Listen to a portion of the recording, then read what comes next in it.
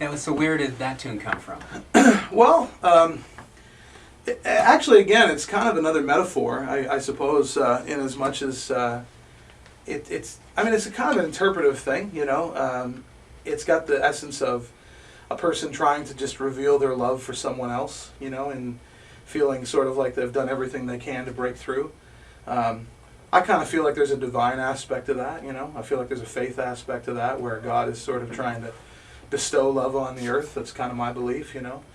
And sometimes we're kind of caught in the run of our day and we're not able to kind of recognize that. And there's a lot of pain and struggle and hurt in the world too, so it can be kind of blinding, you know. But it's, you know, it's left kind of open, I guess, for some interpretation for people. I've had people kind of really connect to it in a different way too, you know, and that's cool.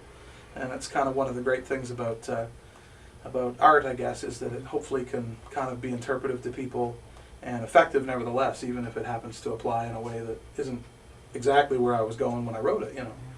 So hopefully it's got a life beyond just sort of the mechanics of it, I guess, you know. I'm mindful of the fact that these are always so much fun, having somebody come in and play and chat, and half hour always goes by so fast. And if only Hero were here, he could stop time for us. Makes me wonder how you can actually do this in 5 or 10 minutes sometimes at other radio stations. We have a little bit more room to breathe here. But still, I want to make sure that before we get to the top of the half hour, that we touch on what's coming up for you. I mean, this is your new EP. You're playing a lot around town. Again, the EP, it's Mike Biggar and the Big Breakfast Special. Yeah, it's the guys in the band, yeah. Yeah. So where are you going to be performing in the next little while, so people know where to go look for you? Yeah, well, yeah, you're right. I mean, I'm really grateful because there seems to be a fair bit going on, and I'm really lucky that way, I guess. Every other Wednesday there's a thing at the Vintage Bistro that I do, kind of a local live music night. And that's up in Hampton? Yeah, up in Hampton, exactly, yeah. We did that last night, and so a couple weeks from now I'll do that, and we've been having a great time since the summer with that, you know.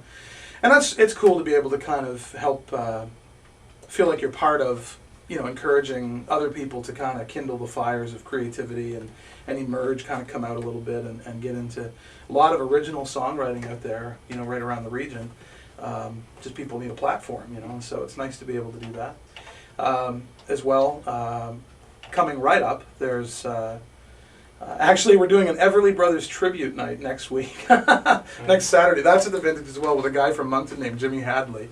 And that's sort of the work of my manager, and I happened to mention something one day, and I've regretted it ever since. So there's a wild poster floating around on Giraffesicle and places of us for this Everly Brothers tribute. But hey, man, the harmonies are sweet, and the music's awesome, and it's timeless, so that'll be a load of fun, I'm sure. I've had the chance to do some good openers lately. Coming up on the 17th, there's opening for Astrid Young, that'd be Neil Young's sister, and she's promoting a book that she's written called Being Young. And so my wife and I actually are going to share an opener for that. And is that in Hampton too? Yeah, that's at the Vintage as well. I live under the bar, I think, out there, and I'm there all the time, you know. This is great though. It gets people out to Hampton to see. Yeah, it does, and it's turned out to be. They've been very, very welcoming of kind of the entertainment there, and so it's become a bit of a stop on the way, you know, kind of for a lot of East Coast artists, a lot of great top level talent's been there. Jay Semko. In early December we'll be there. I'll be playing with him, Jay Semko from the Northern Pikes, and a solo artist now, but I mean of the Northern Pikes. And then you have coming up in March the ECMA. Yeah, I was just delighted that we were able to get do a showcase at the Discovery stage, kind of the emerging artist stage there. So my first trip to the ECMAs, so I'm very excited about that, and that's in March. And where can people pick up the disc beyond your shows? Well, Backstreet, of course. Backstreet. Gordy's always so faithful to the local music. So Gordy. Get that in there. Vintage, you can buy it there, of course, as well. You can get it at Backstreet in Fredericton as well. So all you Fredericton listeners, rush down there and check it out. And then, of course, just off the stage, you know. I am allowed to sell it at shows, too. So they trust me with it. I break a lot of them, actually. Right, well, thanks a lot for coming in, Mike. Thanks, Mark. We really appreciate it. Really enjoyed you coming in, and hopefully we'll get the opportunity again to have you come in. Anytime. Oh, and I'll be here next Friday, I guess, for Slack Sabbath. I'm glad you mentioned that. Slack Sabbath, the UNB show that takes place, it's what, 5 o'clock next Friday? Yeah, 5 o'clock, just down the hall. And that airs live here on CFMH in addition to please do come in though and see that show live. Well, I'm planning to. Were you talking to me? Oh, I was talking to you. Oh, I listeners see. You out meant there. Yeah. I wasn't going to do it like from home. You know? No. Judd might get a bit nervous. It's like about a that. famous artist that can't accept the award. You know, Yeah. you have to And what we'll receiving do it by satellite. is we're actually going to play a cut actually off the disc to end the show.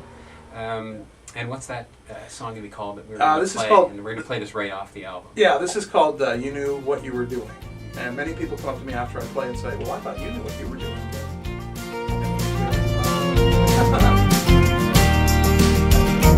It seemed so suddenly, fate turned and smiled on me. Now I'm singing every day the sweet melody. I can't keep it to myself, it shows me and no one else.